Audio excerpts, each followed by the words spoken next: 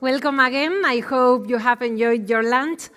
Let's go on with our next session, Public Service Media and Democracy at Stake. As we all know, public service media plays an important role in upholding democracy. In this session, we will present different approaches that help us identify how regional public service media creates value for the societies they serve. Furthermore, we will also reflect on the way that value and impact on society can be measured. Demokrazia bermatzeko bidean ezinbestekoak dira komunikabide publikoak eta aldi berean hedabide publikoen balioa gizarteari eskaintzen diotena eta honen neurketa hizketagai dira gaur egun. Please join me in welcoming our esteemed speakers, Roberto Suárez, Unai Iparragirre, and Frank Gander. Don't hesitate to pose your questions, because facilitating the Q&A session will be Dite Dines from TVR Romania. Txalo, bero bat guztientzat.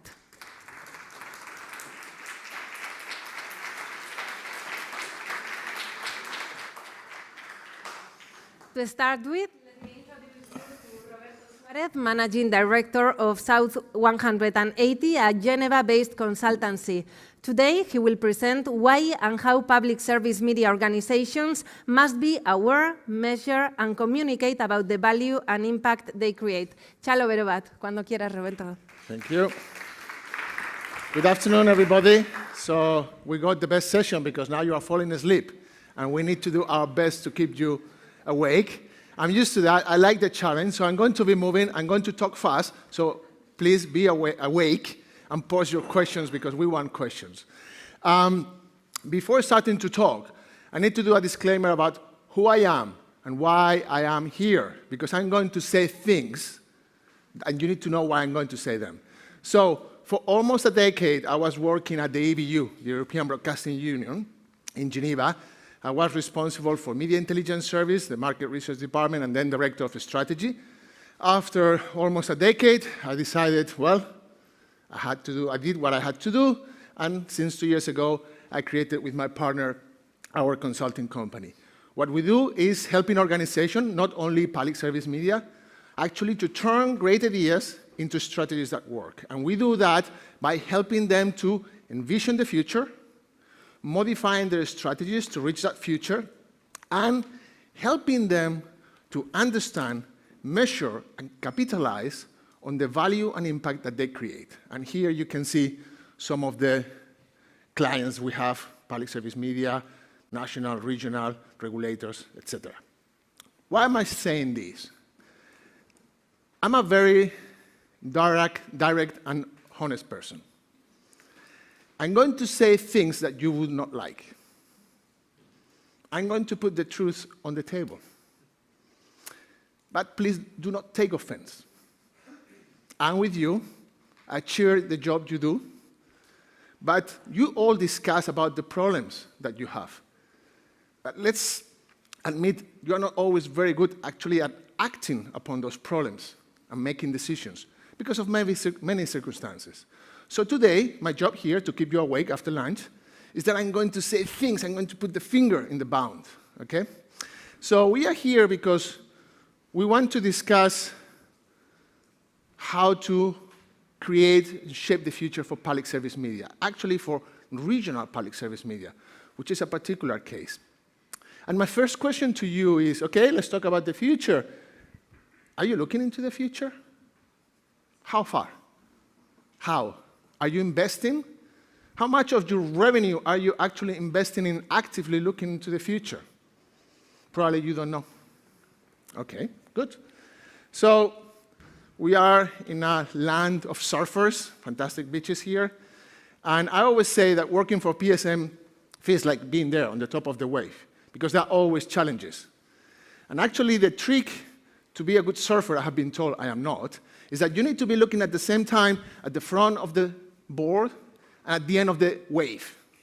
And if you don't master looking at the both sides at the same time, you're going to fall. And that is what is happening to you. You are not mastering, you basically are looking at the board all the time. I will show you now why. And you have so many problems. I'm not going to repeat all these problems, but your problems could be classified in these categories, right? how to have the right content, the right services for the right audiences, how the market is developing, taking care of how the politicians are trying to influence your business, the culture, transformation in your organization, all the struggles you're doing. You are not important to us. And that hurts, right? So you have all these problems, and these problems are constantly accelerated and becoming more and more complex, because these problems are not only shaped by how your market is transforming, but also because society is transforming. And you can see here, think about your own region, because you have your particular issues, but think about how this volatility that is affecting Europe, the changes of values, this kind of paradigm of I want it now, immediately, and I want many choices, right? This is shaping how people see you, this is shaping how people consume your content, and this is shaping how people appreciate what you do.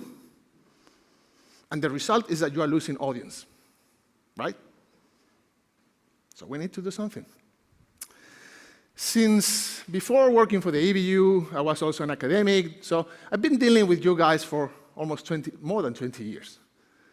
And I have always had the impression you are like firemen.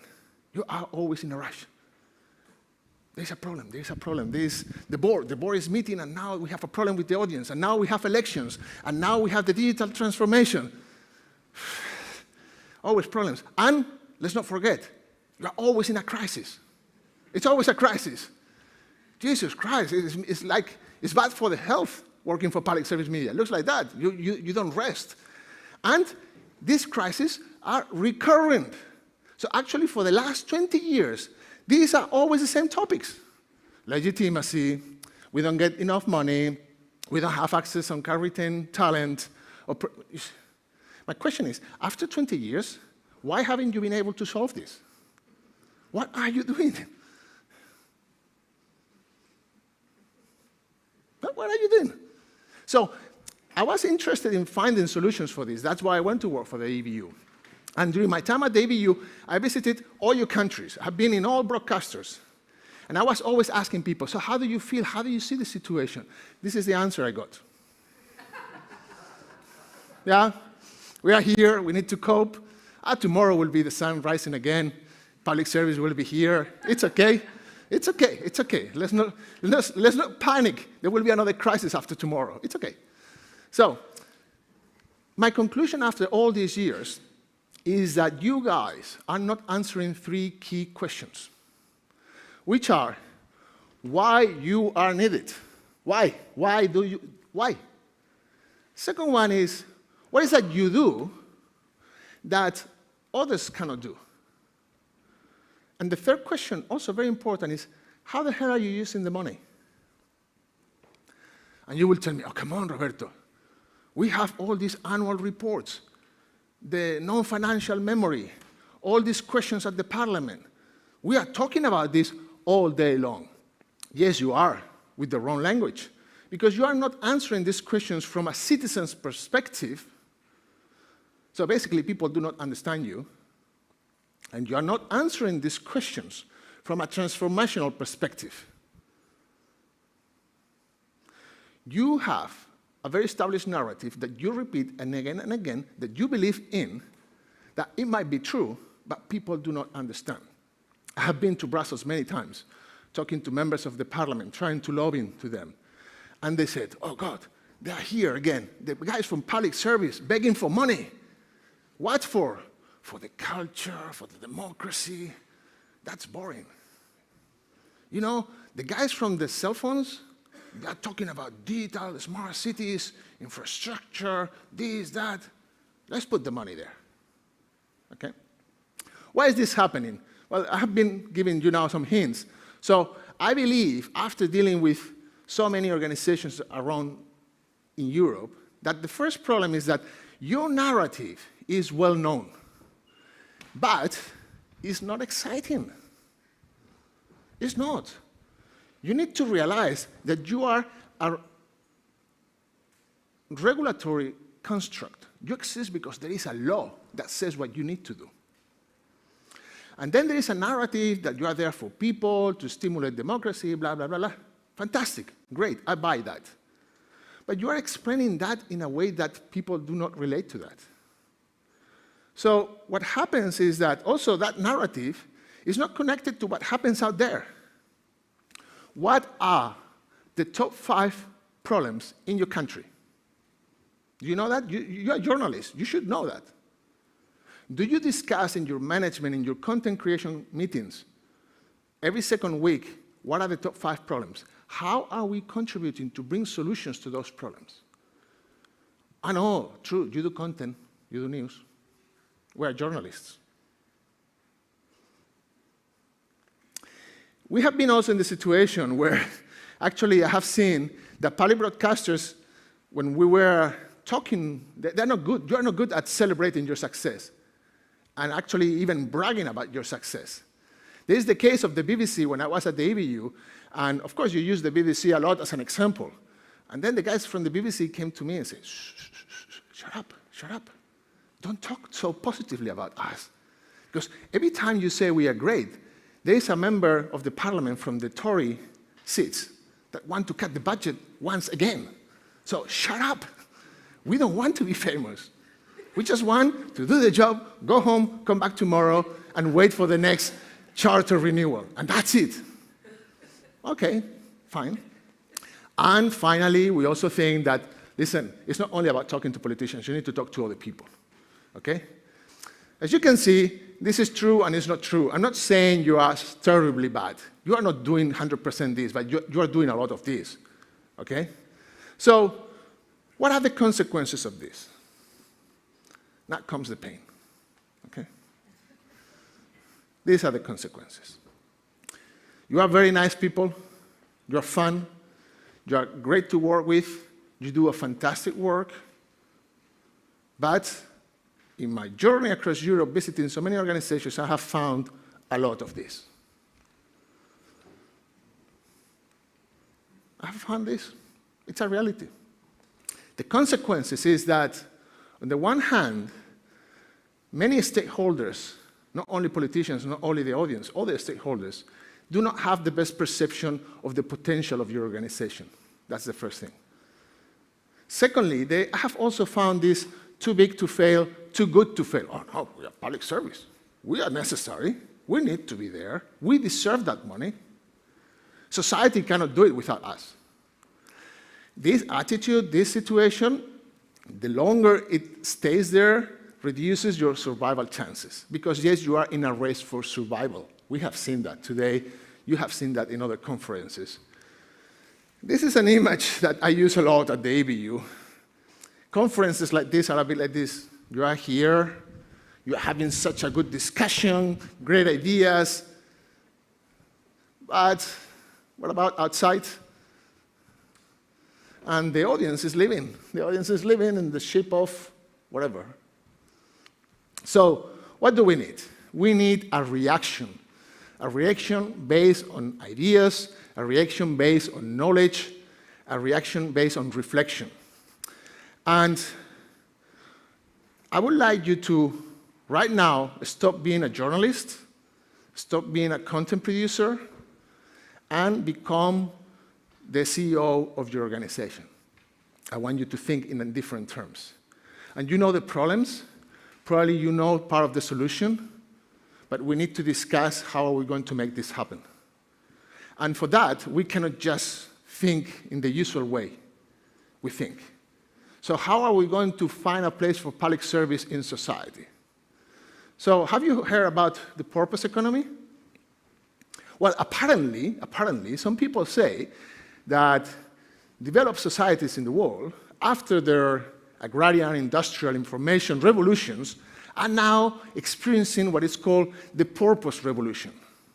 Basically, you are doing the job that you are doing because you care about society, because you care about the result of your work. And many, many people, and even Generation Z or millennials, they say they will not take a job if it doesn't have a good purpose.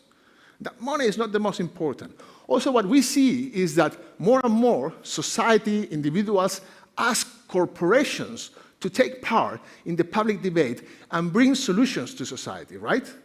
And many CEOs are forced to go beyond their operations and beyond the service and give opinions about what is happening in the world and to explain how their company is having a positive or negative impact on the world.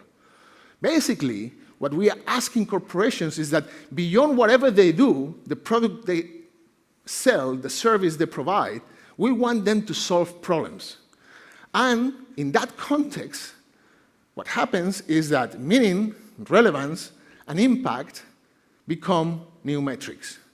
Honestly, do you think anybody out there understands market share? No. This morning we were hearing about millions of views. And, okay, a video has 1 billion views. And does it make it good per se? No. What's the impact? What's the perception of the audience about that? What are the outcomes of that video? So what you need to think is how you are going to gain your social license to operate, how you are going to be accepted. Jan was talking about acceptance this morning. 2 weeks ago, I was in Germany, and the big thing is acceptance. People are not accepting us any longer, okay? And you will have to develop new ways to cooperate, and you need to focus on creating a better future, okay? So because this can sound pretty negative. So let's come up with solutions. What are the companies, the companies that are lasting long, what are they doing? They're doing 3 things. They are looking outwards actively, they're widening their perspectives, they're getting information about what's going out there, they are listening and identifying the needs of stakeholders, and they are turning into value providers. So here, the thing is that when your company, when your organization, when you turn that your purpose is delivering value to society, certain things happen, make you different. And you are perceived as more relevant, you enjoy stronger political support and social support, you can appeal and retain talent, and you are considered as a strategic partner. Isn't this what you want? And many of you might believe, oh, we are already that. No, you are not. You have been this, and you are progressively losing that. So you need to keep up with the effort. So the main idea that I'm here today to convey to you is that you cannot be anymore a content provider. That is not making you different. There are hundreds of thousands of content providers out there. You need to become a value provider, an impact provider through your content. I'm not asking to you anything differently, but in a different manner. And because if you provide value to people, you will be relevant in their lives. And if you are relevant, you will be accepted. So, some definitions, because it's not the same. Value is the attribution that someone gives to your service of benefit, of perceived as good. This can be very valuable to me, but has no value at all for any of you, okay? So value is very relative, while impact is something that actually is a change that we can track, we can measure. We can also measure value perception, okay? But it's important to have these 2 definitions. And just to make it closer to you. So basically what I'm telling you is stop worrying about all this. This is not about, we did 10,000 hours of news every year. And someone in the audience will say, I don't watch all of them. That is too expensive. I don't need it. I don't need 4 channels. So stop talking about your output only. It's not about traditional metrics, and especially it's not about vanity metrics. If you continue this way, you are not going to be ever relevant because nobody out there understands this. Instead, you need to be talking about how you are solving problems, fulfilling needs. And you need to understand if people out there perceive that you are valuable to them, okay? So this is what you are doing now when you assess your performance. I received money, I did something, I reached so many people. Good, you will have to continue to do that. But now you need to talk about that. Okay? I'm running out of time. You will tell me, oh, Roberto, you are making our lives miserable because we are already doing SDGs, ESG, CSR. All this is not about you. These are external rules, external metrics that someone has invested, so you demonstrate you are a good company. But this doesn't talk about your achievements and about what you do good. Okay? You will say, oh, and we have all this. Yes, you have plenty of things. So somehow you will have to choose when possible what you want to talk about. But for sure, I'm convinced that the future of reporting is about value and impact measurement. And some signals of why this is happening, because there's already regulators asking for this, external bodies that start to measure this, investors, and look at this. These people have very good assessments, and so far they are not using it publicly very much, but they will start to claim that they do what you are supposed to do. They are going to start to claim we bring good to society. So why do we need to pay those lazy ones? Sorry, that's the narrative they're going to build. When you develop a value and impact mentality, you accelerate transformation. You change the way of thinking and making decisions. You have a more effective advocacy and a way of explaining what you do. But essentially for me is that you change how you make decisions. You don't make decisions because of the market share or because this is what we are supposed to do. You make decisions according to, is that having the impact we aim for? Is the audience telling us that this is important and valuable in their lives? Because if they say no, we don't do it. Okay? So measuring, sorry, because there was a change of font, and measuring value and impact is something you are going to be able to use across the company for making decisions in all these fields. Okay? And now I know that you want to see some examples because you are people that want to see things happening. I'm going to go very quick because I'm running out of time and I'm not done. But look, economic impact, industrial impact. So this is not absolutely new. I'm not bringing here a new formula for Coca-Cola. So many companies have been already, for example, measuring, well, the money we invest in the industry, in our region, in our country, what's the impact it has. So this is happening. This is quite technical, and usually it's being used for discussions about funding, especially. Nowadays, and we started this at the EBU in 2015, helping EBU members to develop this value and impact mindsets. And we have seen that across Europe, many of them have started to develop methodologies. The truth is that there are not so many that are doing this in a systematic and regular way, but things are happening. So for example, here you have, and we keep this updated every 3 months, the organizations that at the moment are conducting assessments of individual value, social value, okay? For example, BBC runs a very nice internal report, they don't talk about this publicly, where they ask people about value. What do you think that British people think about the BBC? What types of values is the BBC delivering? Democracy, culture? No. People don't talk like that. Releasing, learning, helping. So actually, the strongest impact BBC has on UK citizens, according to data, is this. After a very hard day where everything was shitty, I arrive home and I can relax. That's the value that BBC brings to my life. Or helps me with other things. And the way they started to measure, they're starting to get interesting data. So here, 68% of the parents, they say the children are getting better grades because of the BBC. Isn't that a good way of demonstrating the usefulness of your job? Okay. We have other examples. MPO, for example, is not measuring quantitative stuff and weird indicators. They are talking about how the content we did helped to initiate public debate, how we change things in society. And every year they are collecting cases. Or you have ABC in Australia.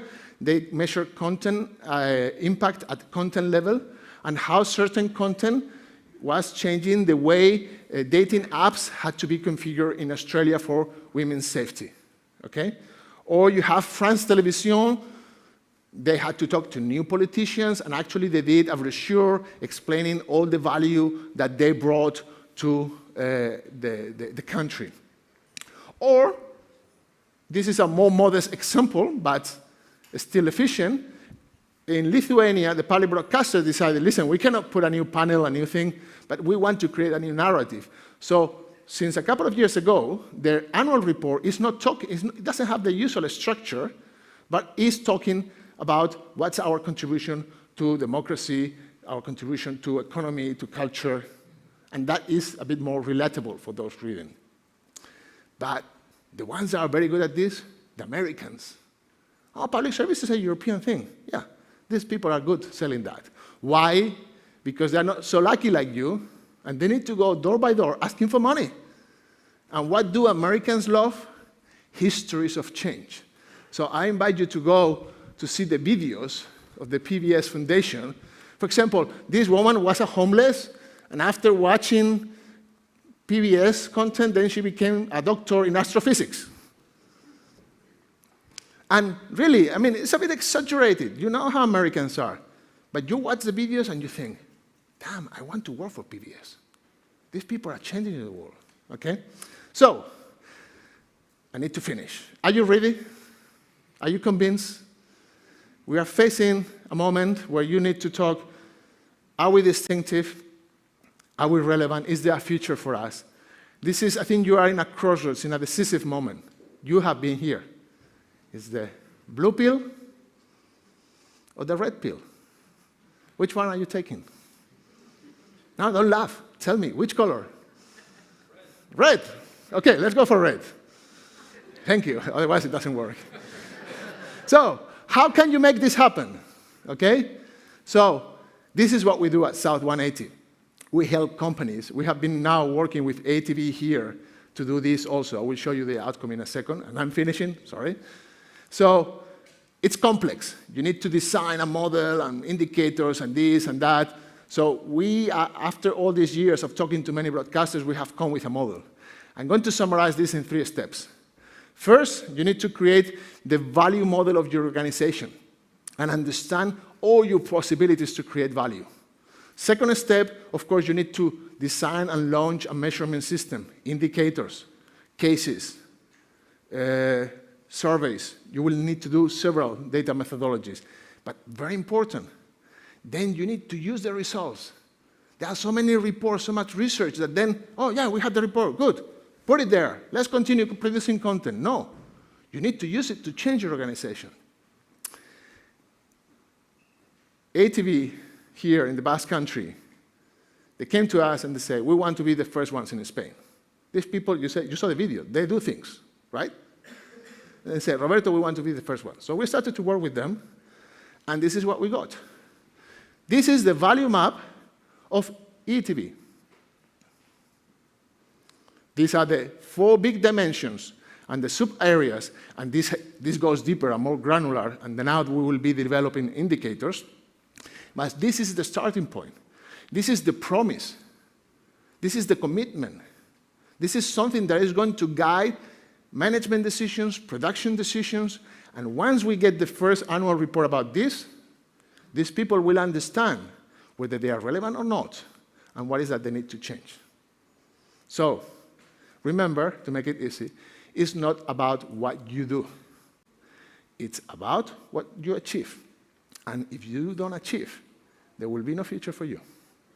But I'm confident you will make it. Thank you very much.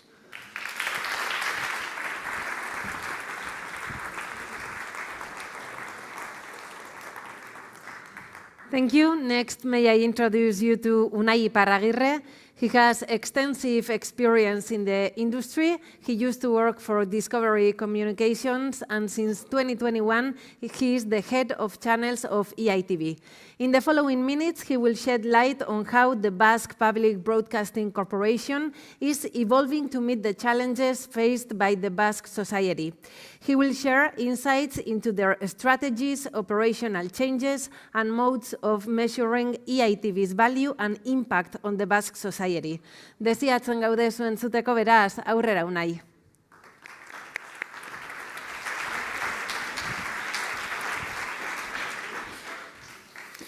Arratsaldeon guztioi. Good afternoon, everyone. As Amaya said, I'm head of channels at EITB. And what I'm going to share now is how we, EITB, the Basque Broadcasting, sorry, yeah, hola, Roberto? Yes? Is that better? Yes. Yeah, okay. So what I'm going to share with you now is how we, EITB, the Basque Broadcasting Corporation, is working to build value for the Basque society. But before that, I'm going to start with a confession. I just found out a couple of hours ago that my presentation was a bit too long, so I'm going to speak fast. It's not because I don't want you to fall asleep, it's because I need to keep time management. But don't fall asleep either. So I'm going to start first talking a little bit about what EITB is. EITB is the biggest media company in the Basque Country. We've got a number of channels, 5 to be precise, 2 exclusively in Basque, 2 exclusively in Spanish, and a pan-regional feed. We also have 6 radio stations, and we've got a number of digital products, such as broadcasting VOD, an app, and several more. What you see in the left is our portfolio of channels, radios, and digital products. I'm not going to stop with the reach, because Roberto is going to get annoyed.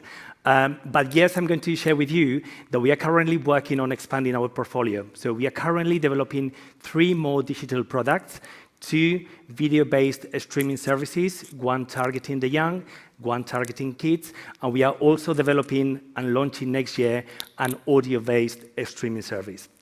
And now, I'm going to kick off the presentation with a slide I saw a few years ago in another conference in another European city, similar to this. The speaker was asking, is this, yeah? The speaker was asking, this is great. I come to speak and I get touched. So the speaker was asking, why do we put content on air? And he talked about the infamous theory of the 4 R's, which I've shared with the team a number of times. So, Roberto, please, maybe you shouldn't listen to this. So number 1 is ratings. Number 2 is reputation, or also called building brand reputation. Number 3 is repercussion. And the last one is revenue. Could be asset revenue or could be branded content. But we here, we've got another goal, something that we need to do. We've got an extra responsibility, which is something that is very important for us. Public service. And that is something that we all should be thinking about at all times. And that is actually our big area of focus. So as I was building this presentation, in those days, everyone is talking about ChatGPT. So I did an experiment. I went on ChatGPT and I asked, how should a PSB, a public service broadcaster, add value to society? And to be honest, I got a really disappointing answer, very old-fashioned. And this is good news and it's bad news. It's bad news because it's not useful at all. It's good news because it means that we still have a job.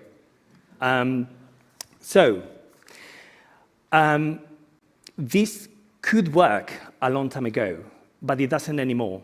Because nowadays, we've spent the day talking about the many challenges that we all face. Disconnection with the young, fake news, and we all face many challenges. We at EITB kicked off some work developing what we call the EITB's 2030 strategy about 1.5 years ago. And we talked a lot about the key challenges that we are facing at a time of change and uncertainty. probably the challenges that we face are very similar to others in other parts of Europe or around the world. And again, Roberto, maybe don't look at these. We focused on the 5 key challenges, and it's basically the ones that Roberto mentioned that we shouldn't focus on, but this was just a starting point. Increased global competition. A long time ago, our competition were other broadcasters, most of them local. With globalization, our competitors are not just local. They are global. We've got YouTube, increased competition. Part of society at those times even questions the legitimacy of public media. We all know that we are at a fast-evolving technological and social environment. We've talked early in the morning, and we'll keep talking tomorrow, and I'm sure that we'll keep talking in the coming months about the loss of emotional connection with the youth. And then also we know that making content is not cheap. So there is a big need for investment in content production. And we also know that big players like Netflix, Amazon, Disney, they all have more money than we do. So lots of challenges and lots of discussions we held when we were developing our strategy. And we tried to summarize all of the big questions we had in mind in one small, actually it's not small, but in just one sentence. And we got here. This is what we call at EITB, which is the dilemma. And it's, what does it mean to be a public media group in a small country like ours, very beautiful as well, within Europe, because we are European and we look up to Europe, with the goal of preserving our local culture and above all, our language, which in our case is Euskera, a minority language, which by the way is the oldest in Europe. And we want to do all of this in a world ruled by digitization and globalization. So it's a big question, and we launched 12 working streams, each of them looking at this big question from a different angle. One team was looking at it from the television point of view, another one from the radio point of view. And basically, when we all got together, we realized that if we want to answer this question, we need to focus especially on 4 big strategic areas, which are, number 1, Euskera. Euskera is our language. And Euskera is actually a big thing for us, because there is even a song that says, Ez aldakizu Euskera dela Euskaldun egiten gaituena. Don't you know that the Basque language is what makes us Basque? So Euskera is a big strategic focus for us. Another one, obviously, is culture, and I think that Roberto is getting happier now, right? Yeah. Culture, protecting it and preserving it. Another one is what we call Euskal Frame, the Basque frame of thinking. We truly believe that EITB needs to work on building an ecosystem of thinking and a framework to help each and every Basque citizen to achieve his or her biggest and most. And last but not least, public service. And someone could tell, well, aren't number 1 and number 2 part of public service? And yes, they are. They are. However, because they are so big and so important and so critical to our thinking, to us, we decided to take them out from the public service arena. So those are our 4 big strategic areas and commitment. And then we met Roberto and our friends at South 180.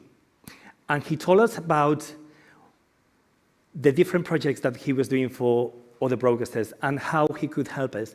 And he told us about what he shared earlier. And we thought, yes, actually, you're right. So we should start transforming EITB from being a content provider into being a value provider. And we talked a lot about adding value to society and how we can help society become better and become what they want to be. And we talked about how can we make an impact on society and on people's lives. And that's where we ended up. He shared this slide. What I'm going to do now, because as Fernando always says, CIRCOM is a space to share and to share best practices. What I'm going to do now is I'm going to show you a couple of examples, well, more than a couple, that's why I'm going to run out of time. I'm going to share some examples of how and what we are doing at EITB with our content and initiatives to have an impact and add value to some of those areas. I'm going to talk about the ones in yellow. That doesn't mean that we're not working on the other ones. It just means that I could be talking here until next week if I cover everything. So I'm going to start with children and youth. You probably are all very familiar with mental health becoming an increasing issue in society, not just in the Basque Country, but everywhere, and that how pandemic had an even bigger and even more negative impact on the youngsters. We decided that it was our responsibility to give visibility to that. And we produced a show called Necesito Ayuda, in Spanish, I Need Help, which followed 8 youngsters, 4 boys, actually 6 girls and 2 boys, who developed several different mental issues throughout the pandemic, from bulimia,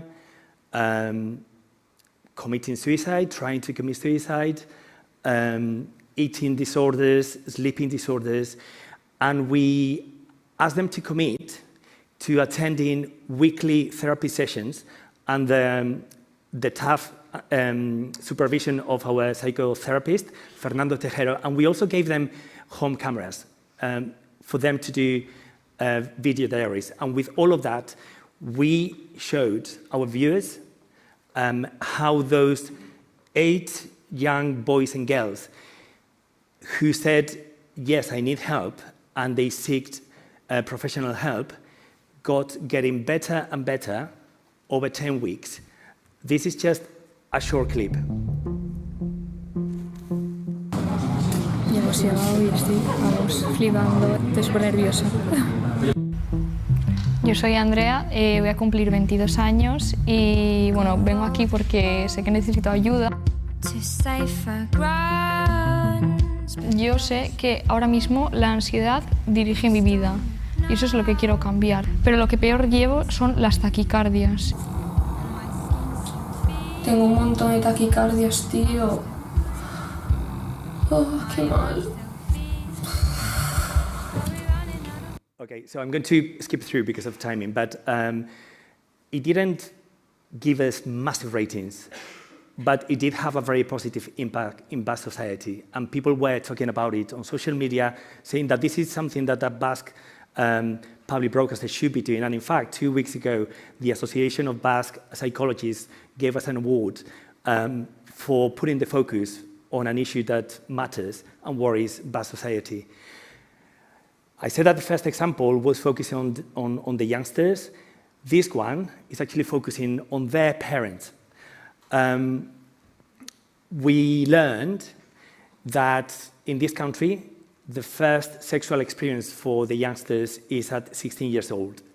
However, the first time they've got a connection with porn content is when they are 9. So that gives them 7 years to learn about sexual education through porn. That's obviously wrong, and it raises a lot of issues. This is a 4-part documentary we are producing, and it's a co-production between TV3, the Catalan public broadcaster, Shine Iberia, and EITB. We will be airing this in autumn. At times, it's very, very tough, but we do think that as a public broadcaster, we have to put a focus on something that could become more of an issue.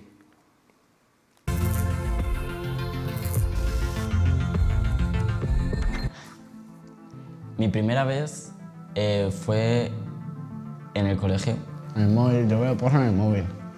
Con 10 escribí XXX y cliqué lo primero que me salió. Yo lo vi y la verdad me quedé alucinando con lo que me estaba pasando en el cuerpo, lo que estaba experimentando. ¿Qué droga es esta? Me encanta, ¿sabes? En mi generación es fundamental el porno. ¿Fundamental? Fundamental. Pues eso es lo que acabo de decir. pasa? ¿Que te aburres? Porno. Y paja. No conoces a la adolescencia. Todos ven porno. A los 8, a los 11 o como mucho a los 13. La primera vez que tuve relaciones sexuales fue este verano, con 16 años. Intenté aplicar un poco lo que veía en el porno, o lo que habíamos contado con amigos. En plan, en el porno te hacían mamadas, pero a la hora de la verdad, la tía no me hizo una mamada. Y yo me quedé como, hostia, ¿y la mamada dónde está? Nosotros pagamos las consecuencias. So there was no blowjob. I'm going to skip this one because of time, but we believe that that is raising difficult conversations and making some parents awkward when they watch this piece of content, but it is also giving the society public service. We also have a brand, an umbrella brand for CSR campaigns that we call EKIN, which means it could be something like Go. We've got different legs for this brand depending on what we are trying to achieve. So that's the logo when we are working around diversity. Could be sexual, could be any kind of diversity. It turns into that when we're talking about climate change. It turns into yellow when we do campaigns around bullying. And we've done a lot in this space, and this is something that we do throughout the year. But the example I'm bringing here is one that we launched last year and that we are quite proud of. It's around cyberbullying. We acquired a Czech short-form series that talks about Marty, who killed himself because he was a victim of cyberbullying. Telesailonenaren emisaria. Epaitegian egon naiz, zer gertatu da? Ziberjazarpenaren inguruko thrillerra. Oraingoz ezin dizuegu ikerketari buruzko daturik eman. Facebooken idatzi behar dut hilekin dela. Marty hilda. It won an Emmy to the best short form series, and we aired a daily episode on our VOD service, and then on the International Day Against Cyberbullying, we aired all episodes back-to-back in prime time, followed by a debate where we invited experts, parents of cyberbullying victims, the police, and we didn't stop there. We also worked with the Education Office of the Basque government to create ancillary materials for schools. And we also created this website where we had the key characters of our most successful kids scripted series, talking about different aspects of the cyberbullying. How will you know if you're a victim? What should you do if you feel that you are thinking or having suicidal thoughts? Again, we know the ratings, but we don't know really the impact. So that's something in which the impact and value model can help EITB. There's also another big campaign that we do every December called EITB Maratoia, the marathon, where we raise money for investigation around different health issues. We do it trying to be as entertaining as possible because we know that society has had enough of bad news, sad news. The campaign last year was around multiple sclerosis, and we asked our viewers to have a bath, send the videos, and make a donation. We raised over 1 million euros to give it to scientists to help find a solution. Esklerosen eskoitza duzula jakitea urrotzeko dutxa bat hartzea bezalakoa da, baina gauza bat argi dut. Esklerosen eskoitzak ez nago geldituko. Ikerketaren alde, ni bustitzeko prest. Eta zu? Ni bustitzen naiz. Ni ere bustitzen naiz.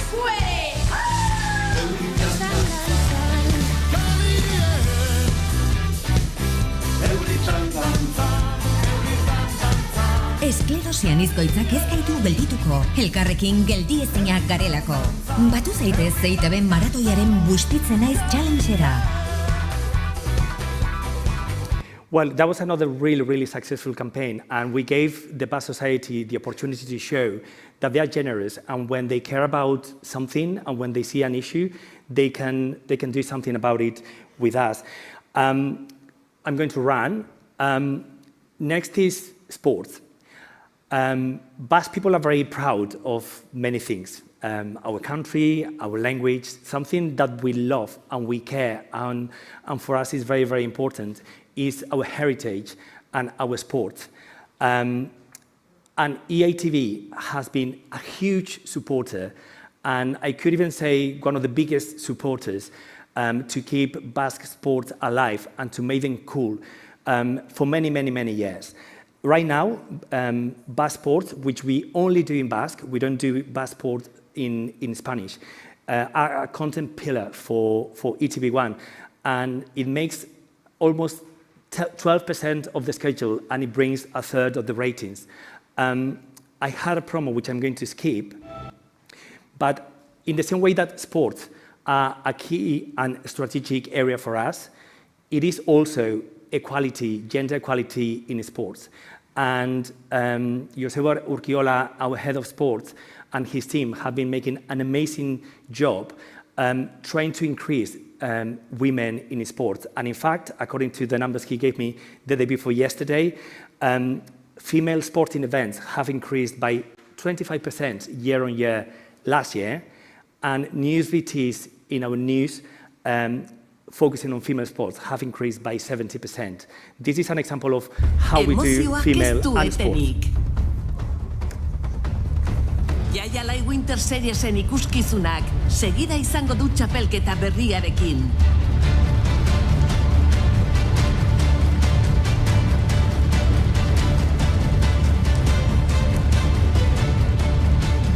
Bihar gauean lehen jardunaldia ETB baten.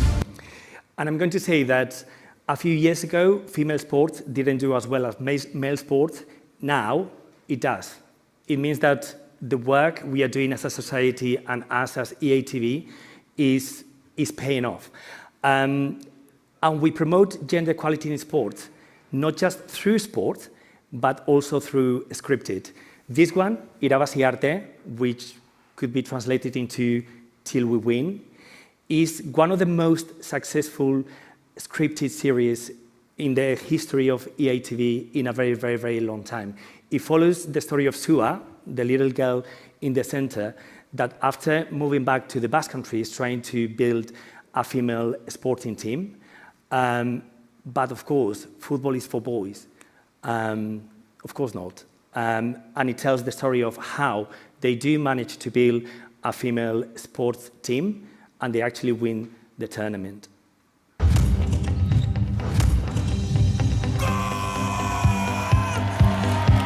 Beste urte betez jarraitzea lortu dute. Lastima zuetzarela egongo. Irabazi egin zuten. Peio, nik ez dizut lana usteko esan. Eta hala ere dena airean geratu zen. Norek maite mintzazaren ez duzu erabakitzen. Gertatzen da besterik ez.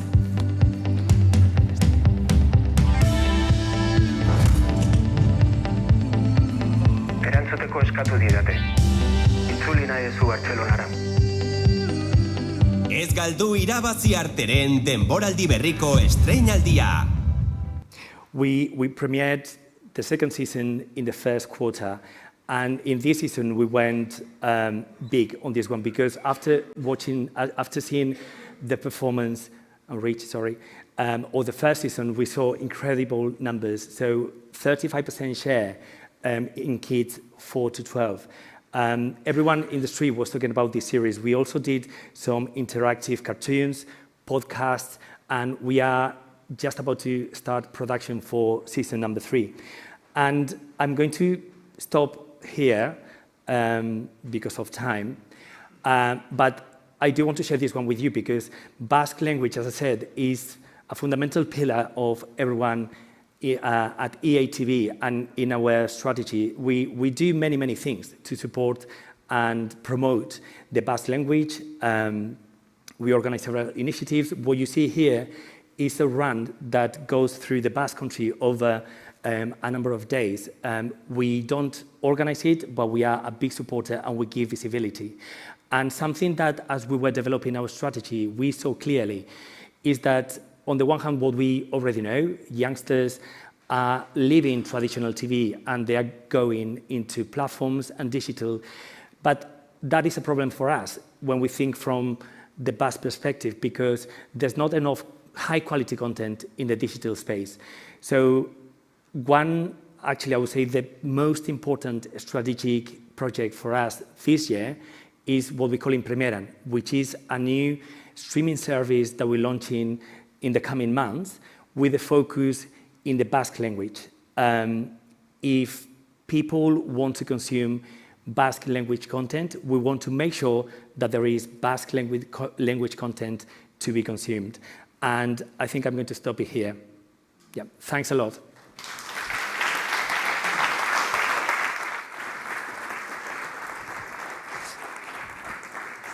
Eskerrik asko, Unai. Our third speaker will be Gander. He is the project director at Tinius Trust, a foundation that, among other things, works in favor of a free and independent press. Let's give him a round of applause. You have the... Yep.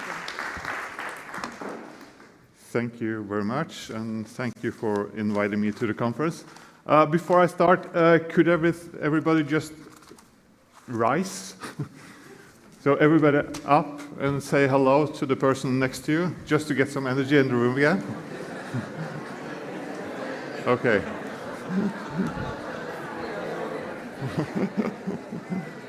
Thank you. Now we can sit down.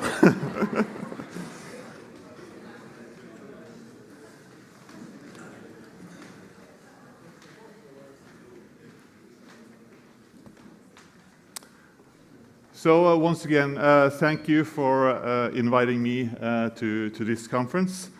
I'm not in the public service media anymore, but represent, like Roberto mentioned, the others, who thinks commercial private media can provide as much social value and impact in society as public service. But my background is in the newsroom. I've spent my career as a journalist and an editor, both in some of the largest commercial media houses in Norway and some regional and local as well.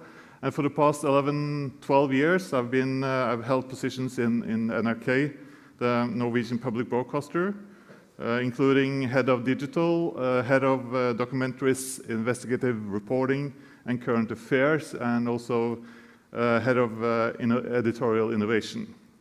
But today I will be speaking to you from my new position in a foundation that operates with both commercial and idealistic objectives.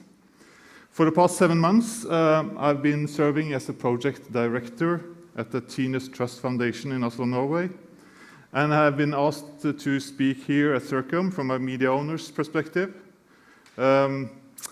We are having the challenge of combining two rather distinct strategies. One is driven by commercial and capitalistic values, and the other by a more mission-oriented perspective that focuses on social impact, editorial independence, and fostering free and critical journalism. So before I talk about Tinius Trust, let's just pause for a second and look at the media landscape right now. I would say that this had never been such great opportunities for making quality journalism as right now. There's a golden era of influential agenda-setting journalism based on a combination of highly talented and creative newsrooms, cutting-edge digital tools, and a large number of solutions for research and storytelling.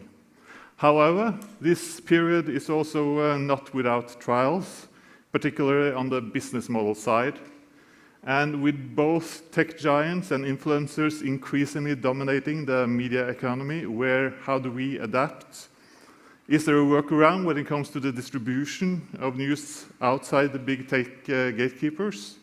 And how do we reach out to and engage and keep the younger part of the audience? And to add some extra challenges, there's a political interference in several markets. There is more instability when it comes to press freedom. And there are big changes in media habits. And there is this explosion in AI, which with so far unknown implications for news media, both on the editorial side and the business side. So Where and what is Tinius Trust in all this? The Tinius Trust Foundation was established by this man, Tinius Nagel Eriksen. He was the last active member of the founding Schibsted family, which owned several prominent national newspapers in Norway going back to 1839, including the quality tabloid VG and the broadsheet Aftenposten. Through the trust, Tinius Nagel Eriksen aimed to ensure that the Schibsted newspapers would continue to be defined by independent journalism and credible high-quality services, all while maintaining a solid and long-term financial growth.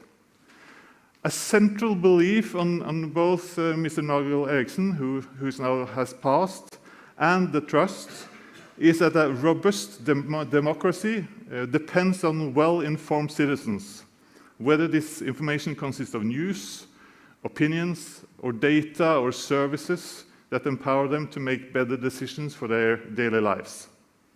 For the trust, upholding the values of human rights and democratic principles is just as important in online marketplaces, like as in the media brands. And this becomes particularly crucial when expanding into markets where these values are not as esteemed as they are in the Nordics. Today, Tinius Trust owns the main share of the Schibsted Media Group through the industrial investment company Blommenholm, which is 100% owned by Tinius Trust. Schibsted is an international media group. The company has headquarters in Oslo and is listed on the Oslo Stock Exchange.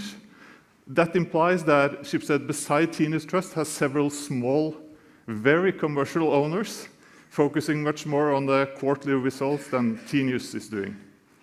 Schibsted has a big portfolio of media brands throughout Norway and Sweden, including Sweden and Norway's largest news sites, Aftonbladet and VG, and further on several national, regional, and local news brands. And Schibsted also owns a significant number of digital marketplaces throughout the Nordics and Europe, along with several digital-focused service brands and startups. This slide is just showing some of the brands within the Schibsted family. The Tinius Trust primarily serves as a long-term strategic owner of Schibsted. As outlined in our governance principles, the Trust Board states that it will leverage its influence to ensure a financially stable long-term business strategy and support the production of independent, high-quality media within the company.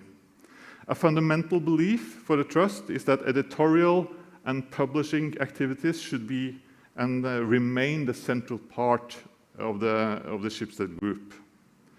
The mission and long-term approach of the Tinius Trust aim to foster profitability, stay offensive, and be a foundation for continued value creation for both the society and the owners and the company. And we maintain close dialogue with the Schibsted at a strategic level, in business matters and in terms of corporate social responsibility, through its position we have as a chair on the board in Schibsted. As a media owner, we fully respect the editorial independence in the newsrooms, but we regularly have conversations with the editor-in-chief to fully understand the strategic and operational challenges within the media house. And we are also investing in media-related startups through Blommenholm Industri. To exercise active and optimal ownership, the foundation spends much time acquiring the best possible market insight and understanding of the media trends, the usage, and the changes that can affect the business models. Right now, we are devoting quite a lot of time trying to understand and monitor the explosive development of AI, just to see how this can impact business models, user habits, editorial products, workflows, and distribution. But beside the ownership, Tinius Trust has also another mission, which I'm going to speak mostly about today. This is to advocate for and provide grants, sponsorships, and donations to, or initiate projects that could impact the general condition necessary to ensure free and independent press. So how do we do that? I'm going to give you some examples on how the Tinius Trust works and to maybe make a difference. Here represented by the chairman of the board, Ole Jakob Sunde, and the CEO of Tinius Trust, Kjersti Løken Stavrum. So first, a couple of examples on how we work within Schibsted Media, or with Schibsted Media. A significant challenge that we are currently facing across the journalistic-driven media landscape is news avoidance, especially among young adults. However, the numbers in the Nordics are slightly better than the European average, and we like to call them news outsiders, not news avoiders. As a way to work entirely with this challenge, we founded InLab. That's a joint venture between Schibsted and Tinius Trust, established in Stockholm last year. And it's focusing on groups not consuming or trusting editorial news media as today. The project's mission is to prototype future news experiences for current news outsiders. InLab is not a short term of innovation lab, but inclusion. And the main target group for the project right now has been 15 to 20 years old in the urban areas of Sweden. Last year, InLab developed a program called the News Changemakers, where 10 young users from the outer areas of Stockholm were hired and had joined the InLab team. Together, they started a 10-week-long program involving more than 50 young people in user interviews and workshops to get more insight and to sketch out the prototype for some possible solutions. And the Changemaker program found that news as today has a negative impact on their mental health, fails to share diverse perspectives, is highly repetitive, and is published in rather unappealing media formats. So the News Changemakers came up with several workarounds or answers to this. The output of the Changemaker project was a completely new ideas and technical prototypes that reimagine journalism. Like, what if the news came with an AI therapist? Or what if the news was music? InLab is working a lot with insight and traditional tools, but it's also trying to see what AI can do to help invent new types of storytelling. I can't go into details right now, but you can check out some of the results and the prototypes at whatifthenews.com, and you have the QR code there. I'll jump to another example where Tinius Trust is making a difference, I think. In Norway, Tinius Trust has funded a 3-year-long R&D project for VG, the largest news site in Norway. They are reaching out to 2 million users and readers every day out of a total population of 5 million people, but is still struggling in how to engage with young adults. The background for the project is based on the fact that, that to achieve a well-functioning democracy, every group in society have to be represented in the public debate. This is an urgent need for more young voices and a greater diversity.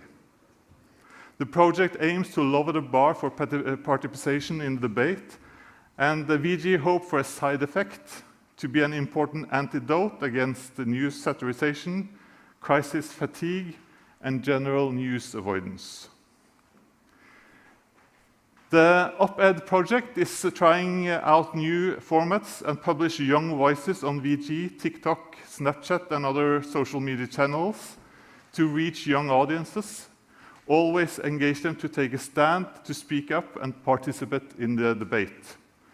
The project has so far pointed out 5 different ways of storytelling to engage better with young adults, and it's all about video in different formats. The InLab project and this project are transparent. That means that they are sharing both failures, successes, experiments, and best practices with the rest of the newsrooms in Schibsted and also with the rest of the media landscape in the Nordics. Both InLab and VG has approved that I share these slides with, and details with you, but I don't have more specifics. And as I said earlier, there are tight seals between the trust as an owner and the editorial decision-making, including R&D. So if some of you want more information, I can put you through to either VG or InLab. Okay, moving on to a Nordic example on how the trust works to strengthen the conditions for free and independent press. This is Arne Jensen. He is the former Secretary General in the Norwegian Association of Editors. This past winter, Tinius Trust hired Arne to prepare a status report on editorial independence within the Schibsted Media Group. And to do this, he conducted interviews with most of the editors-in-chief, ensuring their discretion to enable them to speak freely, and he then compiled his findings into a report. And to summarize some of these findings, the editor-in-chief's report, they report a high level of respect from the owners, both the trust and the other commercial minority owners, for the principle of editorial independence. But all of the editors emphasize that sound finances are essential to maintain editorial independence. A free press is not a poor press. Being a part of a large media group poses challenges related to decision-making processes that affect conditions of the newsroom operations. And the editors are, in general, very optimistic about technology, but they see challenges related both to AI and distribution through major social networks. And they are also very concerned about external pressure, both economical, political, and technological. And they are sort of express concerns of the strong forces that seek to influence the newsrooms. What we do now is that we are in dialogue with several universities in both Norway and Sweden to see if we can fund more academic research on some of the findings in the report and to have students writing master's theses on the subjects around editorial independence. So I'm going to show some examples on how we operate in Europe. The Tinius Trust has invested in and is one of the owners of the European company Pluralis. Pluralis invests in successful news companies that provide independent quality reporting in countries in Europe where plural media is at risk. Right now, Pluralis are focusing on some of the countries in the Eastern Europe. Grounding each of the investment is the belief that citizens' access to a plurality of news sources is fundamental to sustain the European democracy. So we, through Pluralis, we invest in independent media companies that practices responsible and high-quality journalism, regardless of their editorial orientation. And we stay clear of any involvement with a company editorial's decision-making.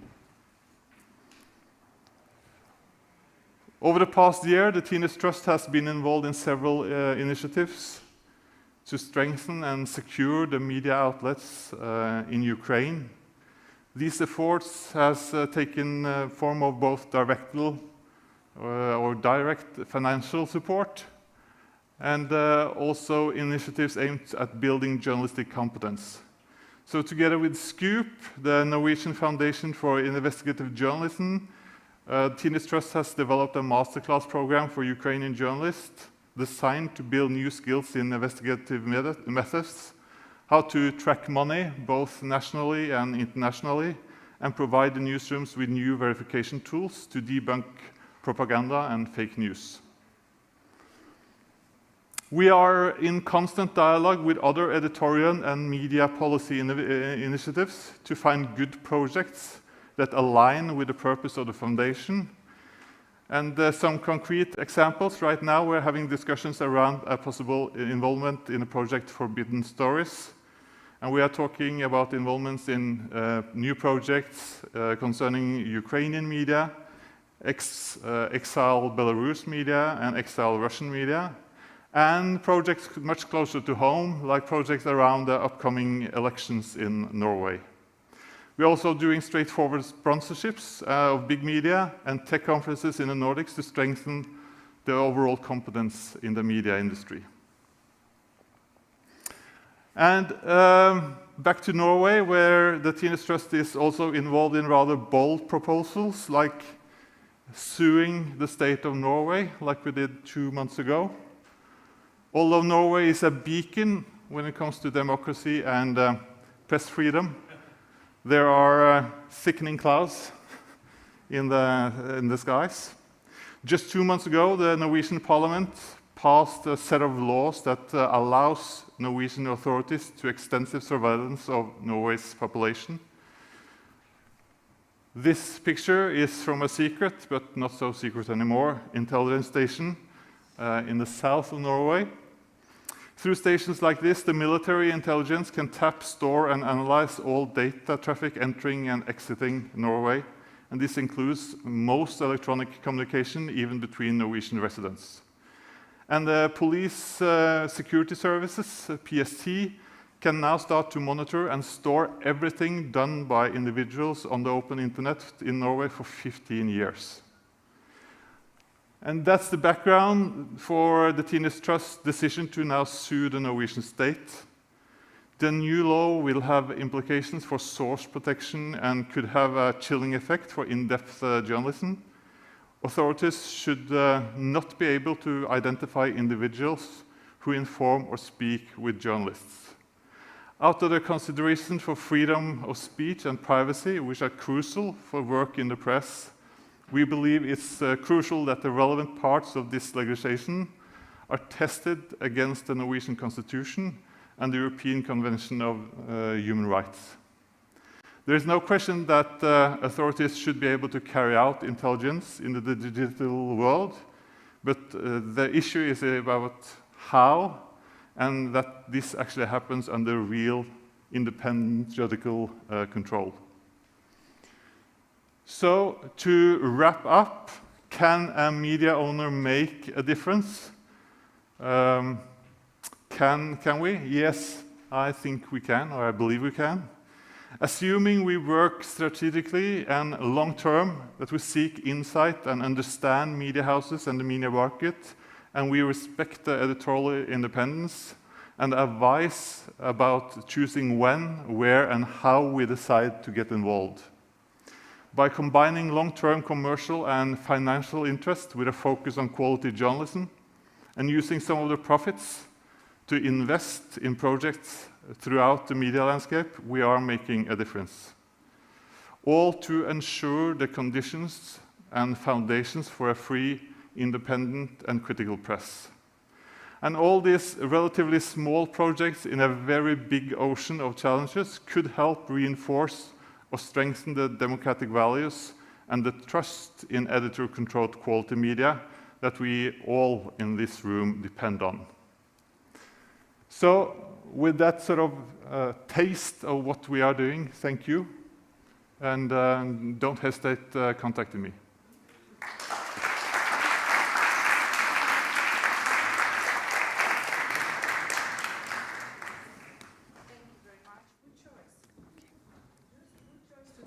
So different, and thank you very much. You put us a lot of questions, no? You recognize each of us. We got a question now about our jobs, but we are journalists now, so let's do our job. We do our job, put questions to them, because till now they tried to make us to think about our jobs.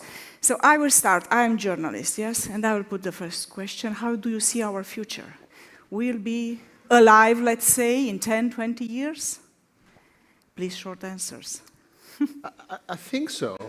I mean the PBS, yes. PBS, well, that's that's different. No. I was talking about journalism. No, honestly, this world and our democracies need what you do. The question is whether you will continue. It will be you who will do that. Until now, the concept of public service was owned by public corporations. But there is plenty of people out there that could do what you have been doing, or could do what you will be supposed to do in the future. So again, the question for you is to think, what is that I need to do? Not from what I think, but from what people out there actually need. So if you don't answer that question, you will be doing things that are not the relevant things. So if we change our minds, we have a future. Of course. You said very nice that we are too big to fail. In some cases, yes. But here we are journalists. Who is journalist here? Raise your hands.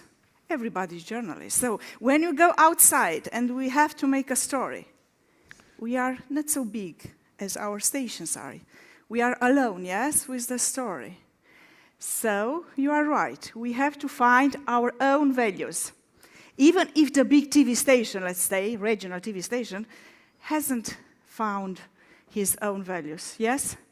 So if we make a Circoms TV, let's say, and we choose values, what do you choose? For example, I choose help or save memories for the viewers.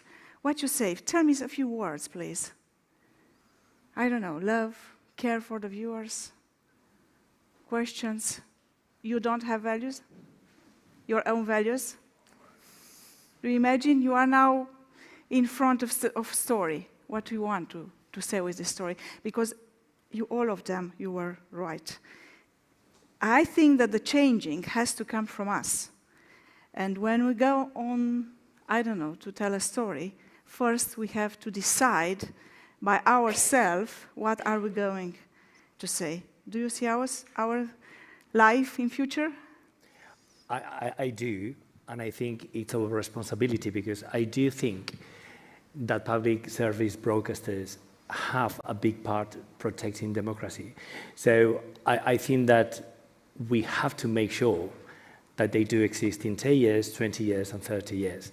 I do think that that does mean that in the same way that societies evolve and they change, we need to make sure that we do evolve in our thinking, in our strategies, and making sure that we are good at identifying where societies need us most and making sure that we deliver on those promises. But if I think, I'm Basque, and I lived in the Basque country for most of my life, I couldn't think a Basque country without EITB. I just cannot imagine it. I've also lived in the UK for 16 years, and I would struggle to think that UK would be the UK without the BBC, or call it whatever, but without a public broadcaster. So I do think and hope that there's a lot to live and give, but I think that means that the ball is on our court, and it's our responsibility to be up to the job. That's why you do a great job by EITB. Congratulations. Very nice. If I may add to this, I don't remember the source, but recently I read that about 25% of youngsters in Europe do not consider democracy something actually instrumental. Yeah. They say, oh, democracy, it doesn't work very well. We might find other sources. So I think that's a huge risk. Yeah. You would say that's a huge risk for democracy. Now let's extrapolate this to how many young people in your countries they don't see you as instrumental. Yeah. So you cannot imagine, because you have an age. You're calling me no.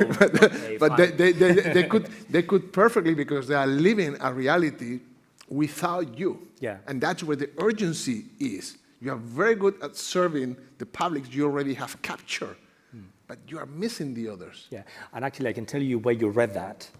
Okay, you read that at EITB's strategy book, which I invite you all to Google EITB. EITB, of course, we are here. 30. And yeah, Basque, the youngsters are not like me. that doesn't make me old, but they don't think the same. They do imagine a society without a public service broadcaster. So it's our job to convince them that that is not how it should be. Public broadcasters has a future, I think, but you have to fill the sort of the democracy basket with actions and real values, and wrap it in trust, because I think you have to earn the trust in what you do every day, and trust is actually what is going to be one of the main things I think that journalism is all about in the future, that you are a trusted source of facts and a trusted source of opinions. So how do we do that, and how do media do that in a long term? In a long term. Thank you very much. But do you agree with the idea that we have to start the changing from us, the reporters, or from up, the management? Or we meet at the middle, in the middle of the way? No? I think both. Yes, okay. But talking what I have seen across 10 years, top management is not active, committed, sponsoring, and brave enough, because over our top management, who is there? Parliaments, commissions, politicians, parties, with more or less interference. So you need to be a very brave manager to actually put out your face to change the system. At the same time, as Jan was explaining this morning, you cannot just wait for the system to agree with you, no. And you need to start grassroots movements within your companies and put processes and systems, not with us, but maybe with younger people, that will tell us how public service media should look like in the future. And it's true, we, the reporters, we are shaking the viewer's hand. So we have to feel what they need. If you have questions or values, or do you want to say something, now you have the opportunity. We are reporters. Let's do our job. Let's put them in troubles. No, yes, you don't please. want. They were very nice, it's true. But let's put in some problems. Thank you very much. You have the opportunity if you want to put questions, yes? And we will send you after that. You were great. You inspired us a lot. Me, very much. And I think the main idea is that we have to change our screens, and the viewers are our children. So let's take care about our viewers. Thank you very much. Thank you. Thank you.